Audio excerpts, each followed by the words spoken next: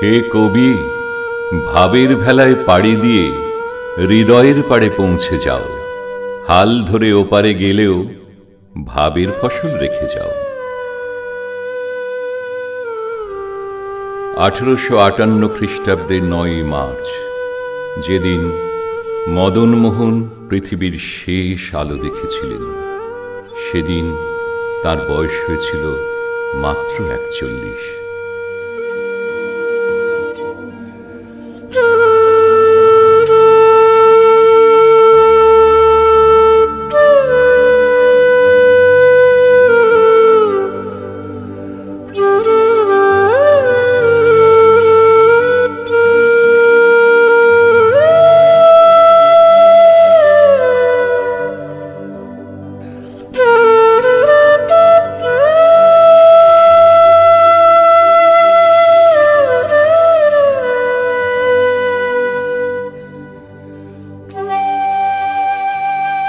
বিদ কথার অর্থ জ্ঞান, আর ল মানে আশ্রয়। দুয়ে মিলে হয় বিল্ল। তাই জ্ঞানীদের আবাস স্থল বলতে প্রথমেই আমাদের মনে আসে নদিয়া জেলার বিল্ল গ্রামের কথা। একদা গুপ্তকাশী নামে পরিচিত এই গ্রামে রাজরাজেশ্বরীর পুজো হতো।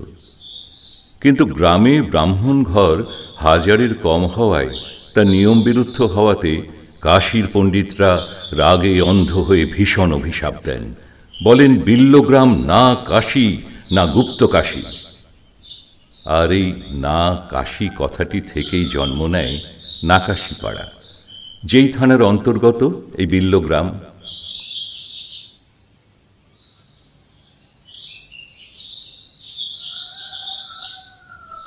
সালটা 1817।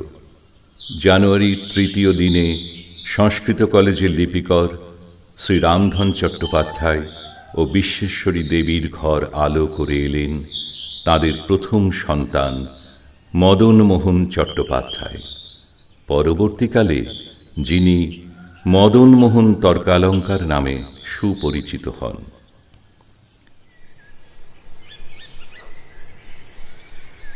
1829 থেকে 1841 দীর্ঘ এই 12 বছরে ব্যাকরণ, সাহিত্য, অলঙ্কার, জ্যোতিষ, দর্শন বিভিন্ন বিষয়ে জ্ঞান অর্জন করেন মদনমোহন।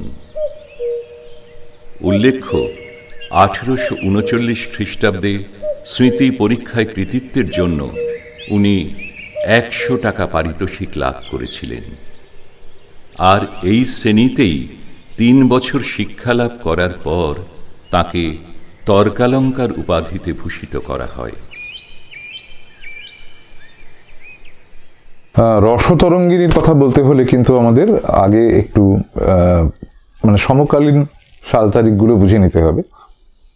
1814 খ্রিস্টাব্দে রামমোহন কলকাতায় এলেন। এরপর থেকে আমরা কলকাতাকে একটি আধুনিক শহর বলতে পারি। এর আগে আসলে ওটা মূলত ওই মুর্শিদাবাদ বা ওই ধরনের পুরনো শহরগুলোরই একটা অনুবর্তন ছিল মাত্র।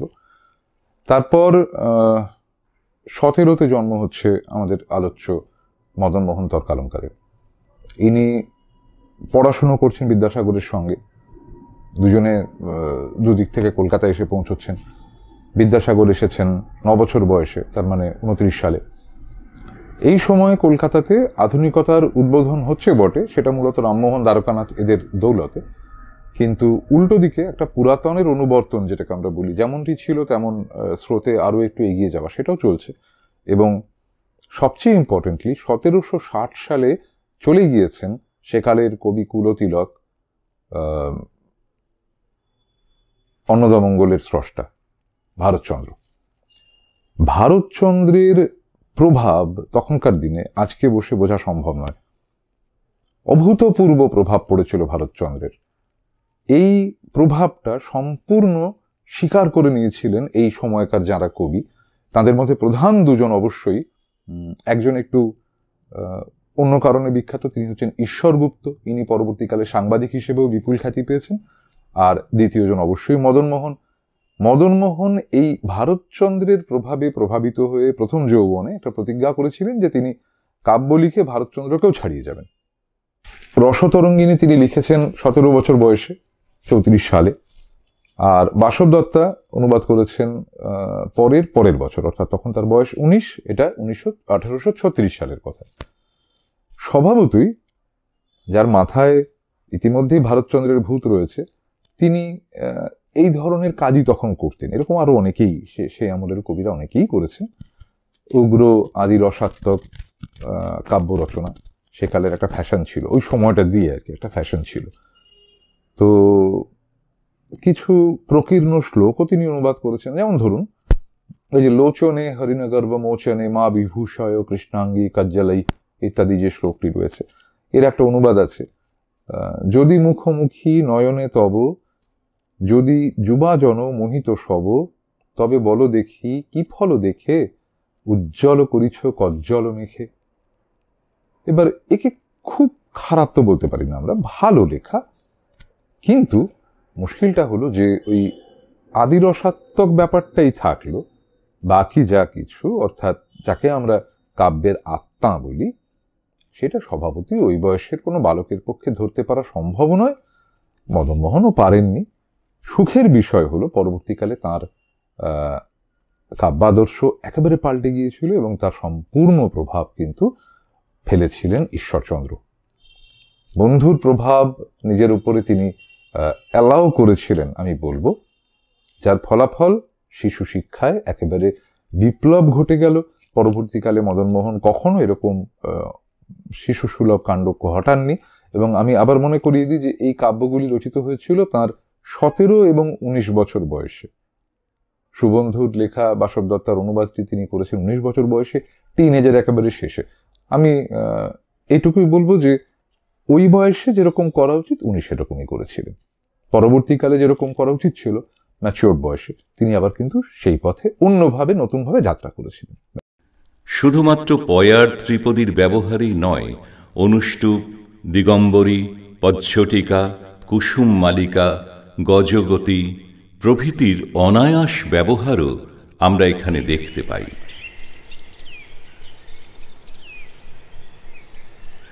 অলঙ্কারের প্রয়োগ ও সভাভক্তি বর্ণনায় কবির সৌন্দর্যবোধের পরিচয় পাওয়া যায় একটি প্রভাতী বর্ণনা থেকে। গচ্ছতি রজনী কোকিল রমণী কূজতি ভৃশমনুবারং বিকশিত কুসুমং রৌতি চ বিষমং কলকলমালি পরিবারং।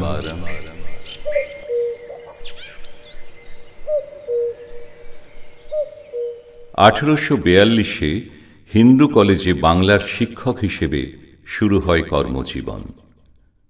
পরের বছর প্রধান শিক্ষকের দায়িত্ব পান বারাসাত ইংরেজি স্কুলের। 1 বছর পর উনি ফোর্ট উইলিয়াম কলেজের পণ্ডিতের পদ সম্মানিত করেন। এই স্থানে তার কার্যকাল ছিল 2 বছর। এরপর 1846-এ কৃষ্ণনগর কলেজ তৈরি হলে সেখানকার পণ্ডিত রূপে নিযুক্ত হন কবি। এর 6 মাস পর সেই একই বছরের জুন মাসে কবি সংস্কৃত কলেজের প্রধান অধ্যক্ষের পদ অলঙ্কৃত করেন। এইখানেই তার কর্মজীবন ছিল সব থেকে দীর্ঘ, 4 বছর।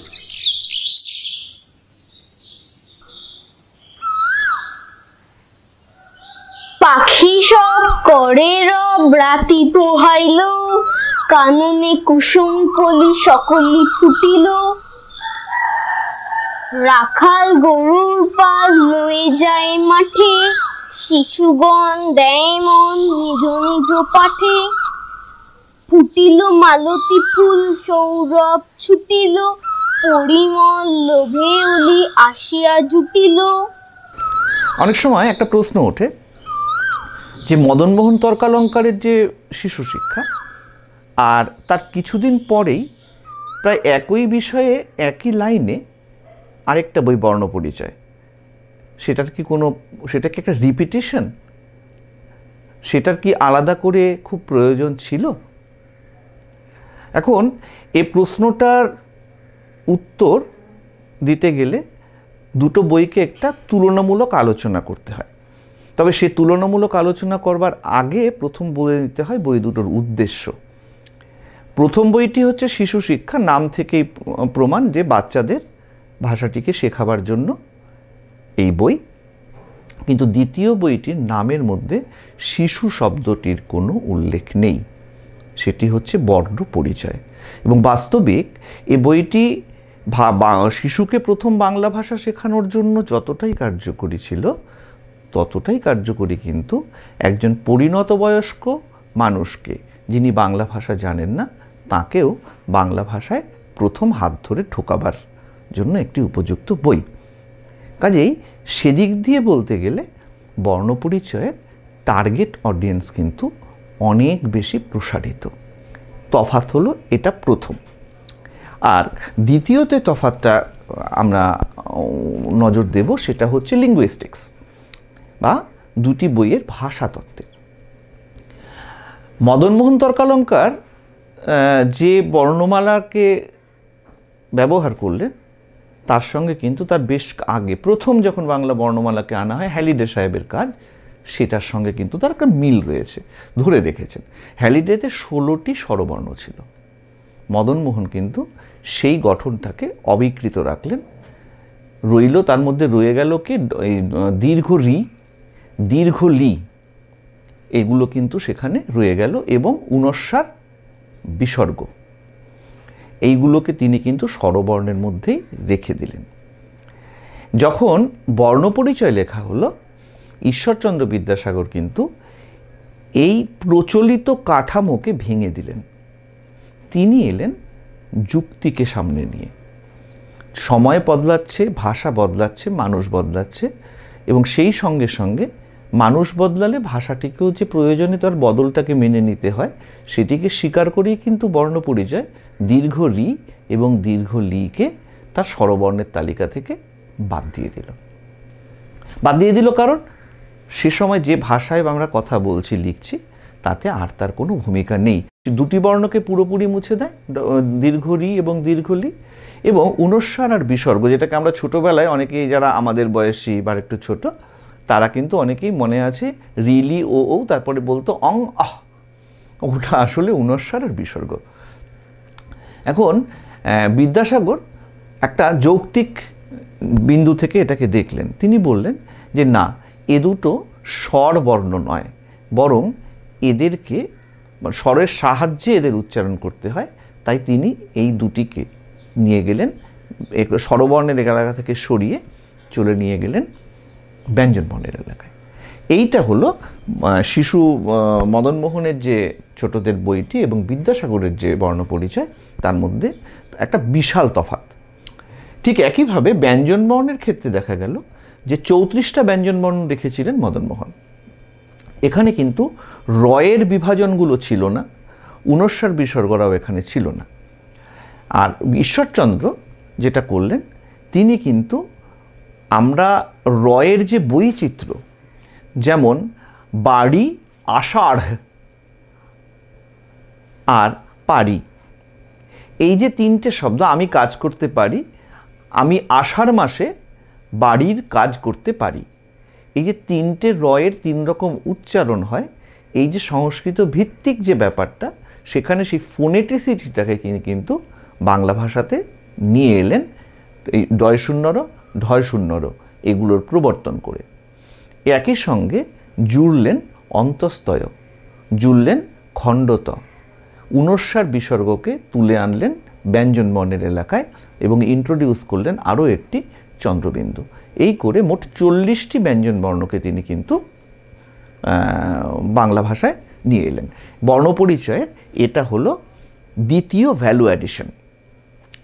তৃতীয় যেটি, মদনমোহনের বইটিতে আমরা যদি জ্যোতিচিহ্নের ব্যবহার দেখি, তাতে কিন্তু পুরনো বাংলার যে ঐতিহ্যটা, সেটা অনেকটাই ধরা রয়েছে। আপনারা যদি পুরনো বাংলা পুঁথি দেখেন, এগুলো দেখেন, সেক্ষেত্রে কিন্তু আপনাকে ভাষাটা যান্ত্রিকভাবে বলে দেবে না কোথায় আপনাকে থামবেন, কোথায় আপনি বেশি থামবেন, কম থামবেন। আপনাকে ভাষার সঙ্গে নিজের পরিচিতির ওপরে ভিত্তি করে সেগুলো বুঝে নিতে হবে। শিশু শিক্ষাতে কিন্তু পাংচুয়েশনের ব্যাপারে সেটা খানিকটা হলেও রয়ে গেছে। এই জায়গাতেও ভাষার আধুনিকীকরণের ক্ষেত্রে বর্ণপরিচয় আরেকটি বিশাল লাফ দেয়। সে যেটা করে সেটা হচ্ছে জ্যোতিচিহ্নের ক্রমবর্ধমান প্রয়োগ এবং সুষ্ঠু প্রয়োগ। এই করে ভাষাটাকে কিন্তু সে আরও আধুনিক করে তোলে। তৃতীয় যে জায়গাটা হচ্ছে সেটা হচ্ছে, ধরুন আমি একটা লাইন বলি, পাখি সব করে রব রাতি পোহাইল, কাননে কুসুমকলি সকলই ফুটিল। এখন এর মধ্যে যে শব্দগুলোর ব্যবহার ঘটেছে, এই শব্দগুলো ভারী সুন্দর, ভারী ঝংকারময়, কিন্তু রোজকার জীবনে আমরা তার ব্যবহার খুব বেশি পাই না। সেই অর্থে মদনমোহনের শিশু শিক্ষা বইটি বাংলা ভাষার এই সৌকর্যটিকে কিন্তু ধরে রেখেছিল শিশুদের ক্ষেত্রে। অর্থাৎ তার হয়তো একটু সমস্যা হবে, কিন্তু সৌকর্যটি তার মাথায় গেঁথে যাবে।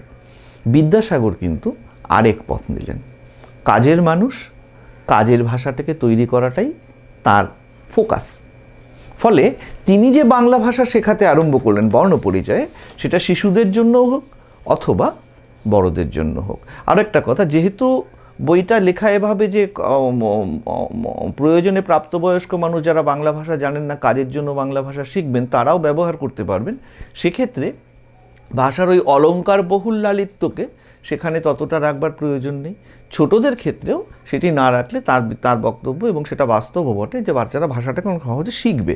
সেই জন্য তার বাংলাটা কীরকম, পথ ছাড়ো, জল খাও, হাত ধরো, বাড়ি যাও, গোপাল বারো, সুবোধ বালক, যাহা পায় তাহা খায়।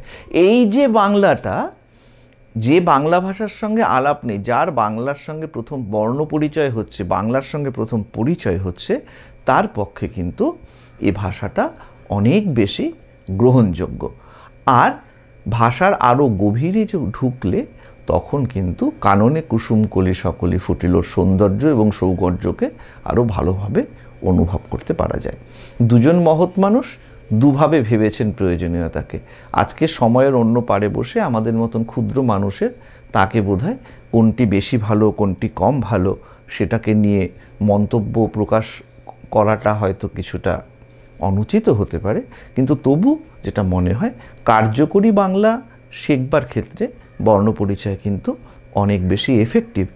কিন্তু একই সঙ্গে ছোটদের অসামান্য সব ছবি ফুটিয়ে তোলা, যে প্রকৃতির বর্ণনা, তাকে প্রথম অক্ষর পরিচয় করিয়ে সেখান থেকে তার পারিপার্শ্বিক, তার প্রকৃতির অসামান্য সুন্দর বর্ণনার ছবিগুলো দেখানোর জন্যে কিন্তু শিশু শিক্ষার গুরুত্ব।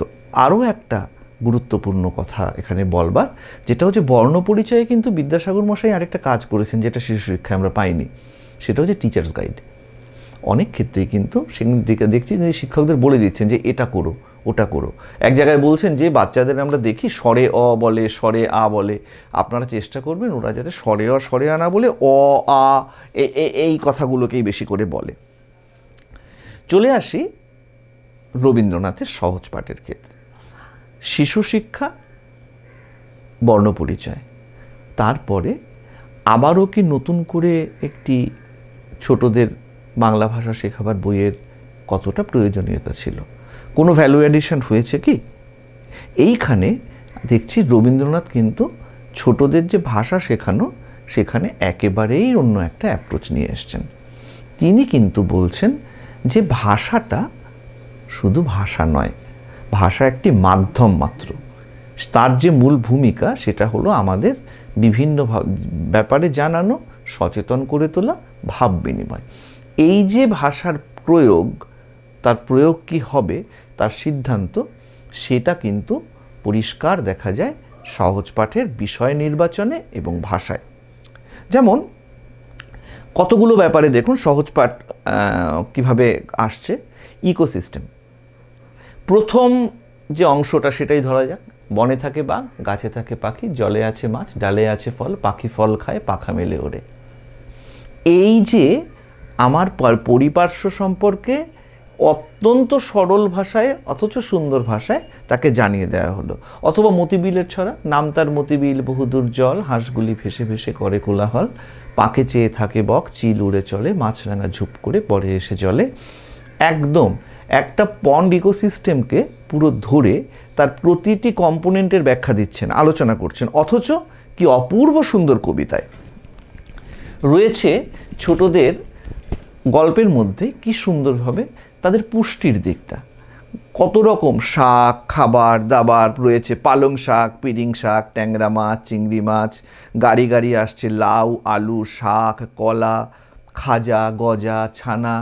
বাঙালির ঘরের যে খাবারে আমাদের পুষ্টি, যে খাবার আমাদের তৃপ্ত করে এবং আমাদের পুষ্ট করে, উপযুক্ত খাবার, প্রাকৃতিক খাবার, তার সমস্ত কিছুর একটি চমৎকার সুন্দর তালিকাও কিন্তু ওখানে বাংলা ভাষা শেখাবার নাম করে তিনি রেখে দিয়েছেন। রয়েছে পরিবেশ সচেতনতার কথা, একদম পরিষ্কার স্লোগান, আজ মঙ্গলবার পাড়ার জঙ্গল সাফ করবার দিন, পরিষ্কার বলে দিচ্ছেন। আবার কখনো দেখছি ভারী চমৎকার বলছে, নন্টুকে বলো বারান্দাটা পরিষ্কার করে দিক। আবার একই সঙ্গে আসছে অক্ষয়বাবুর বাগানে পঙ্গপালরা এসে কপির পাতা সব খেয়ে চলে গেছে। এই যে পরিবেশ, তার সমস্যা, এগুলোও কিন্তু ভারী চমৎকারভাবে ধরছে সহজ পাঠ। খেলা, ফুটবল, ব্যাট বল, ব্যায়াম, খেলাধুলোর ডিটেল আলোচনা। আবার একই সঙ্গে রয়েছে প্রকৃতির যে অপ্রমেয় রূপ, তাকে ছোট্ট করে তাদের কাছে ধরে দেওয়া, ছোট ছোট দৃশ্যগুলোকে দেখতে শেখানো। একজন ভালো দর্শক তিনি কিন্তু আমি যেখান দিয়ে হেঁটে চলে যাই তিনি তাতে অনেক কিছু দেখতে পান। ছোটদের শিক্ষায় একটা প্রধান অংশ হওয়া উচিত তাদেরকে সেই থেমে দাঁড়িয়ে দেখতে শেখানো। এই ব্যাপারটা কিন্তু সহজ পাঠে ওইটুকু বইগুলোর মধ্যেও রবীন্দ্রনাথ কি চমৎকারভাবে ধরেছেন সে ভাবা যায় না। যেমন ছুটির দিনে কেমন সুরে পুজোর সানাই বাজায় দূরে, তিনটে শালিক ঝগড়া করে রান্নাঘরের চানে। অবজারভেশন, ওই ছোট্ট জিনিসটিকে আরও আছে। শীতের দিনে দুই প্রহরে দূরে কাদের ছাদের পরে ছোট্ট মেয়ে রোদ্দুরে দেয় বেগনি রঙের শাড়ি। এই ছোট ছোট ঘটনাগুলোর মধ্যে রয়েছে রূপ। রূপ খুঁজতে এসএল ওয়ার্ল্ড যেতে হয় না, নিক্কো পার্কেও যেতে হয় না। আমি চারপাশে তাকালেই যদি চোখ থাকে আমি দেখতে পাবো। সহজ পাঠ কিন্তু বাচ্চাদের সেই রূপদর্শী করে তোলবার দিকেও হাত বাড়িয়ে দেয়, তাকে এগিয়ে দিয়েছে সেই পথে। পাশাপাশি রয়েছে কিন্তু সাহিত্যের প্রথম পাঠ। সাহিত্যের মধ্যে জীবনের মধ্যে যে রহস্য আছে, সেই রহস্যকে, সেই মিস্ট্রিটাকে ধরে বের করে আনাই তো সাহিত্যের একটা বড় ভূমিকা। আর তাই সেখানে কিন্তু সেই অদ্ভুত লেখাগুলো আসে। যখন যেমন মনে করি তাই হতে পাই যদি, তবে আমি এক্ষুনি হই ইচ্ছেমতি নদী। এই যে ইচ্ছেকে মুক্তি দেওয়া, রবীন্দ্রনাথ তো বারংবারই সেটা করেছেন যে আমার ইচ্ছেকে, আমার চেতনাকে মুক্তি দেব। বন্ধন যে আমাকে বলে দেয় যে এর বাইরে তুমি যাবে না, এই গণ্ডি এঁকে দেয়, সে লক্ষণ গণ্ডিকে আমি ভাঙবো তবে আমি মানুষ। এই শিক্ষাটাকে কিন্তু সহজ পাঠের বিভিন্ন খণ্ডের মধ্যে রবীন্দ্রনাথ একেবারে ভরে দিয়েছেন। রবীন্দ্রনাথের সহজ পাঠ সেই অর্থে লিঙ্গুইস্টিক্সের পাঠ নয়। রবীন্দ্রনাথের সহজ পাঠ সেই অর্থে একটি শিশুকে ভাষাটির মাধ্যমে জীবনের পাঠ দেওয়া। আর তাই তার এমনকি অয়ে অজগর আসছে তীরের বদলে কিন্তু ছোট খোকা বলে অয়া, সেখানে সে কথা কয়া।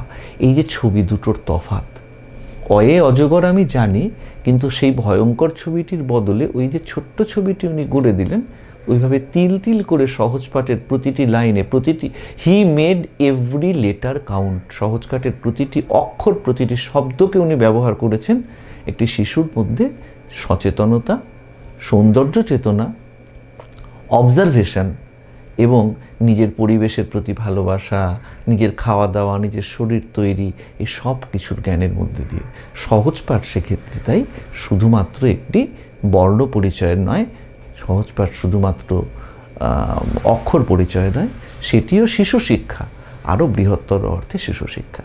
কিন্তু তখন প্রশ্ন আসে, তাহলে কি ওই বইগুলোর গুরুত্ব এই বইগুলোর থেকে কম, এ বইটি বি বইয়ের থেকে বেশি গুরুত্ব? ব্যাপারটা তা নয়। আমাদের কিন্তু এটাকে ঐতিহাসিক পটভূমিতে দেখতে হবে। যখন বাংলা ভাষা, বাঙালি জীবন ধাপে ধাপে ধাপে ধাপে এগোচ্ছে, তার প্রতিটি পর্যায়ে তার ঠিক যেটি প্রয়োজন, সেই সময়ের প্রতিভূ হিসেবে সেই বইটি তখন সামনে এসেছে। এবং সেই জন্যেই এই যে ক্রমান্বয়ে উন্নততর হয়ে ওঠা, ক্রমান্বয়ে আরও শক্তিশালী হয়ে ওঠা ছোটদের ভাষা শেখাবার টুল হিসেবে যে 3টে বই, এই 3টে বই কিন্তু কালের নিরিখেও 3টি আলাদা সময়ে। প্রথম শিশু শিক্ষা, তার থেকে উদ্বর্তিত হয়ে আরও শক্তিশালী করে তুলে বর্ণপরিচয়, এবং তার থেকে উদ্বর্তিত হয়ে তাকে আরও বেশিভাবে কার্যকরী, বৃহত্তরভাবে কার্যকরী করে তোলা হলো সহজ পাঠ। এই বই 3টি নিয়ে এটিই বলবার।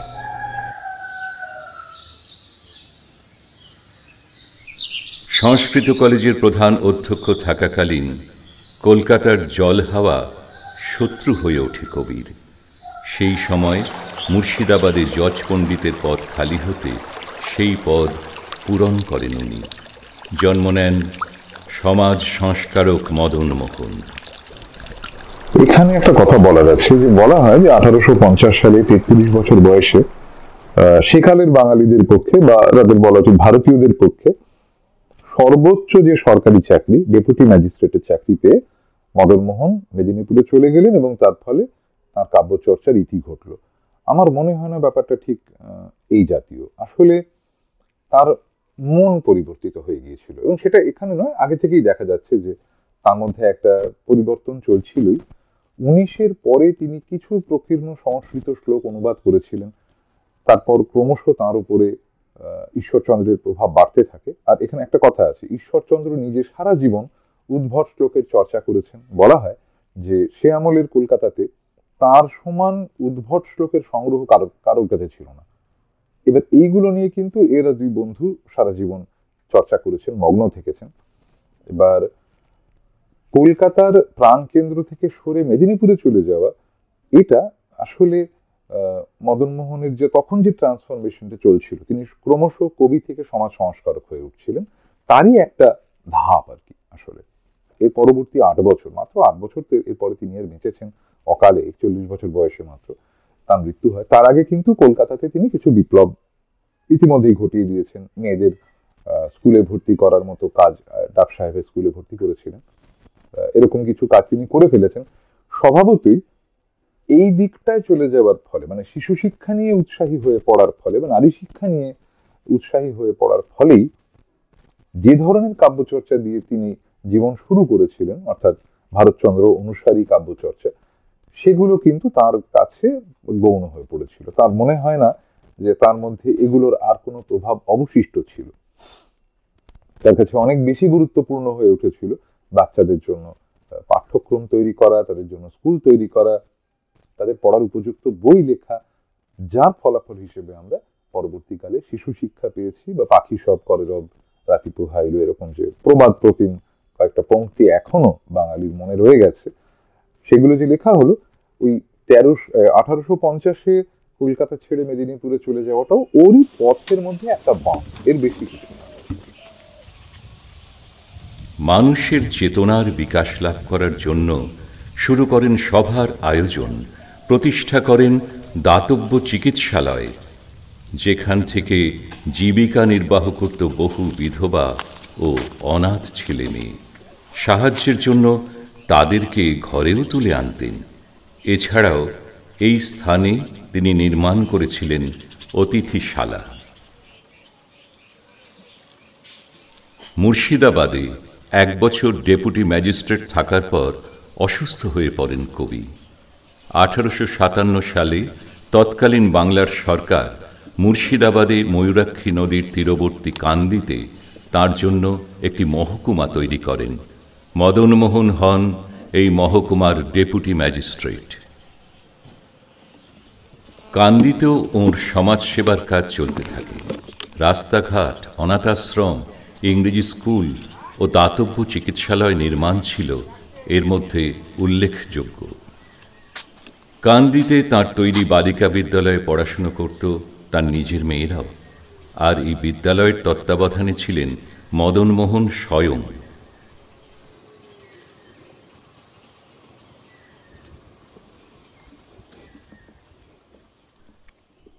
শিক্ষা আনে চেতনা, চেতনা আনে বিপ্লব, আর বিপ্লব আনে মুক্তি। এই বাক্যই সামাজিক প্রগতির একমাত্র উৎস। তবে ভাববিশ্ব ও বস্তুবিশ্ব প্রগতির মূল সূচক হলেও প্রধান বিষয় হল মানসিক উৎকর্ষতা। আমাদের শিক্ষা ব্যবস্থায় মদনমোহন তর্কালঙ্কারের ভূমিকা অনেকখানি। তিনি শিশু শিক্ষার বিষয়ে একটি বিশেষ মনোভাব পোষণ করতেন, মায়ের শিক্ষিত হওয়াটা। প্রতিটা শিশুর বেড়ে ওঠার পেছনে তার মায়ের অবদান অনেকখানি। কারণ প্রত্যেক শিশুই যখন জননী জঠরে থাকে, মাই তার সব থেকে বেশি কাছের হয়ে থাকে। তাই ভূমিষ্ঠ হওয়ার পর থেকে প্রত্যেকটা শিশুই তার মাকে সব থেকে বেশি আপন করে চেনে এবং জানে। বলতে গেলে প্রত্যেক শিশুর শিক্ষা শুরুটাও তার মায়ের কাছ থেকে। এক কথায় বলা ভালো, শিশুর কানে খড়ি হয় তার মায়ের কাছ থেকে, এবং মায়ের কাছ থেকে শুনতে শুনতে সে সবটাই শিখতে পারে। তাই প্রত্যেকটা শিশুর শিক্ষার পেছনে তার মায়ের অবদান অনেকখানি। সেই জন্য শিশু শিক্ষার পেছনে তার মায়ের শিক্ষিত হওয়াটা যথেষ্ট প্রয়োজন। শিক্ষা কেবলমাত্র প্রাথমিক শিক্ষা বা প্রথাগত শিক্ষা তা নয়। প্রত্যেকটা মাকে তার আচার আচরণ ব্যবহার প্রত্যেকটা পদক্ষেপে তাকে সবসময় সচেতন থাকতে হয় যে সে কেমন করছে, এবং তাকে দেখে তার সন্তান কিন্তু শিখছে। তাই প্রথাগত শিক্ষার বাইরে গিয়েও মাকে প্রকৃত শিক্ষিত বলতে যা বোঝায় সেটা হওয়া ভীষণ প্রয়োজন।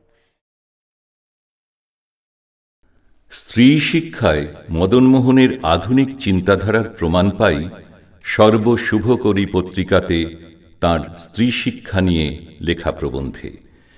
এই বিষয়ে কবির একটি উক্তি উল্লেখ্য: আমরা তো ভুয়ো ভুয়ো দর্শন করিতেছি, শিক্ষা লাভের উপযোগিনী যে যে শক্তিমত্তার আবশ্যক, স্ত্রী জাতির তার সমগ্রই রহিয়াছে, কোনো অংশে ন্যূনতা নাই, বরঞ্চ পুরুষ জাতি অপেক্ষা স্ত্রী জাতির বুদ্ধিবৃত্তির আধিক্যই দেখিতে পারা যায়।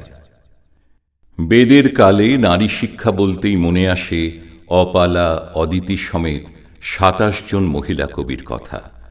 একই দৃশ্য দেখা যায় মহাকাব্যের যুগেও। এর পরবর্তী বৌদ্ধ যুগে থেরি গাথার রচয়িতা মিত্রা বা সুমনা, অথবা প্রাচীন ভারতের শিক্ষিতা নারী খনা আজও অমর। বেথুন সাহেবের ক্যালকাটা ফিমেল স্কুলে বিনা বেতনে বাংলার শিক্ষকতা করেছিলেন। বিদ্যালয়ের প্রথম ১১ জন ছাত্রীর মধ্যে ছিল তাঁর ২ কন্যা, ভুবনমালা আর কুন্দমালা।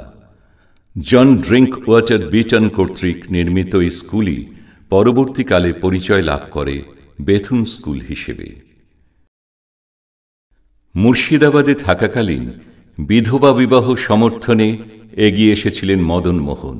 সই সংগ্রহ ও পাত্রপাত্রী সন্ধানের নেতৃত্বের প্রথম সারিতে ছিলেন তিনি। প্রাচীনকাল থেকে আমাদের দেশে নারী পুরুষ সহাবস্থানেই শিক্ষা ছিল। আমরা বেদের যুগেও, কত বছর আগে কেউ জানেন না, এখনো তর্ক চলছে, তখনও কিন্তু আমরা অপালা, ঘোষা, বিশ্ববারা প্রভৃতি বহু পণ্ডিত নারী এদের সাক্ষাৎ পাই আমরা। মোটামুটি গোটা হিন্দু যুগ এবং বৌদ্ধ যুগ জুড়ে এই ধারাবাহিকতাটা ছিল। তারপর তুর্কি আক্রমণ এলো। এই যে বাইরে থেকে অন্য ধর্মের কিছু মানুষের আগমন, যারা কিনা উগ্রচণ্ড রূপ ধরে এসেছিল, এটা প্রাথমিকভাবে বাঙালিকে সাংঘাতিক হতচকিত করে দিয়েছিল। কর্মবৃত্তি অবলম্বন করলো বাঙালি, পড়াশুনো বন্ধ হয়ে গেল মেয়েদের। এই ধারাবাহিকতাটা চলবে একেবারে ইংরেজ আমলের মাঝামাঝি পর্যন্ত। এবার নারী শিক্ষা জিনিসটা যে কি অসম্ভব জরুরি তা নিয়ে প্রথম যারা কথা বলতে আরম্ভ করেন তারা হলেন রামমোহন রায়, এবং যতই শুনতে অদ্ভুত লাগুক, যতই বিচিত্র বলে মনে হোক, বাস্তবে রাধাকান্ত দেব, শোভাবাজারের রাজা। রাধাকান্ত দেবের বাড়িতে পাঠশাল বলে একটা জায়গা এখনো আছে, সেখানে এখন ঠাকুর পুজো টুজো হয়। তো এখানে বাড়ির মেয়েরা পড়তো। এরা এই বাড়িটি বড় বিচিত্র, নানা রহস্যের আকর। যাই হোক, এদের বাড়িটি এবং বংশধারা দুই এখনো বজায় আছে। এবার রামমোহন পরিষ্কার লিখেছিলেন যে নারী যে স্বভাবেই মূর্খ এটা কি করে প্রমাণিত হলো, তাকে কবে পড়ার সুযোগ দিয়েছেন যে তার মূর্খতা প্রমাণিত হলো। এবার এই Rammohan, Dwarkanath, Alexander Duff, Hare সাহেব, এথুন সাহেব, পরবর্তীকালে এরা, সর্বোপরি ঈশ্বরচন্দ্র বিদ্যাসাগর এবং মদনমোহন, এই মানুষগুলি এবং আরো এরকম অজস্র মানুষ আজ যাদের নাম আমরা ভুলে গেছি, এরা কিন্তু এই যে এত বছরের, প্রায় ধরুন 600 বছরের একটা 650 বছরের একটা মোহনিদ্রা, নারীরা পড়াশুনো করলে তারা বিধবা হয়, সংসারে পাপ ঢোকে ইত্যাদি যেসব অর্বাচীন শাস্ত্র কথা বাঙালিকে এতদিন ধরে মুহ্যমান করে রেখেছিল, সেখান থেকে কিন্তু বাঙালিকে তুলে আনার সমস্ত কৃতিত্ব এই মানুষগুলির। মদনমোহনের ক্ষেত্রে এটা আরো বড় এই কারণে যে তিনি নিজে এই কাজে স্বেচ্ছাব্রতী হয়েছেন, তার মেয়েরাই স্কুলে গিয়েছে। রামমোহনের মেয়ে ছিল না, দ্বারকানাথের 4টি ছেলে, বিদ্যাসাগরেরও কন্যা সন্তান নেই, কাজেই মদনমোহন কিন্তু almost he volunteered himself or his family এই কাজে এগিয়ে এসেছিলেন এবং প্রথম প্রজন্মের নারী শিক্ষা ব্রতীদের মধ্যে এই কারণে মদনমোহন চিরকাল প্রাতঃস্মরণীয় হয়ে থাকবেন। 1847 থেকে 1850 পর্যন্ত সংস্কৃত যন্ত্রের মাধ্যমে প্রায় 14টি পুস্তক সম্পাদনা করা হয়। এর মধ্যে প্রথম ছিল ভারতচন্দ্রের অন্নদামঙ্গল। এই প্রসঙ্গে উল্লেখ্য মদনমোহনের ব্যবসায়িক বুদ্ধির কথা। মুদ্রণযন্ত্র স্থাপনের জন্য মদনমোহন ও বিদ্যাসাগর 600 টাকা ধার করেছিলেন। এরপর মুদ্রণযন্ত্র স্থাপিত হলে অন্নদামঙ্গলের অশুদ্ধ সংস্করণকে শুদ্ধ করার আগ্রহ দেখিয়ে ফোর্ট উইলিয়াম কলেজের জি.টি. মার্শালকে চিঠি লেখেন, প্রস্তাব দেন যে তাঁরা অন্নদামঙ্গলের 100 কপি শুদ্ধ করে ছাপাতে চান। প্রতিটি বইয়ের দাম হবে 6 টাকা এবং এর পৃষ্ঠা সংখ্যা হবে 500। ফোর্ট উইলিয়াম কলেজ তাদের এই প্রস্তাব গ্রহণ করে। অন্নদামঙ্গল ছাড়াও সংখ্যাতত্ত্ব কৌমুদী, চিন্তামণি দিথিতি ও বেদান্ত পরিভাষা, এই 3টি বইয়ের মুদ্রণ ও সংস্কারের জন্য সংস্কৃত দর্শনশাস্ত্র এই দুজনের কাছে বিশেষভাবে ঋণী। সংস্কৃত ও ব্যাকরণ সংসারে তাদের অবিস্মরণীয় কীর্তির নিদর্শন পাওয়া যায় কাদম্বরী, মেঘদূত ও কুমার সম্ভবের মতো 3টি বইয়ের মুদ্রণ ও সংস্কার সাধনে।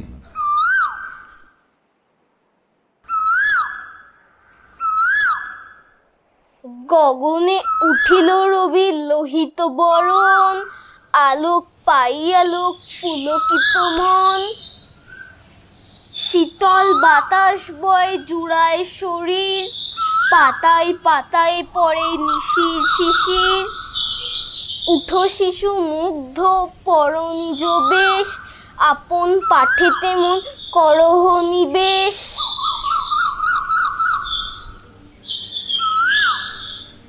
মানুষ মদনমোহন, সমাজ সংস্কারক মদনমোহন, নারী শিক্ষা আন্দোলন কিংবা বিধবা বিবাহ আন্দোলনের অন্যতম কাণ্ডারী, অথবা শিশু শিক্ষার এক নতুন পথপ্রদর্শক কবি মদনমোহন তর্কালঙ্কারকে আমরা অকালে হারিয়েছিলাম।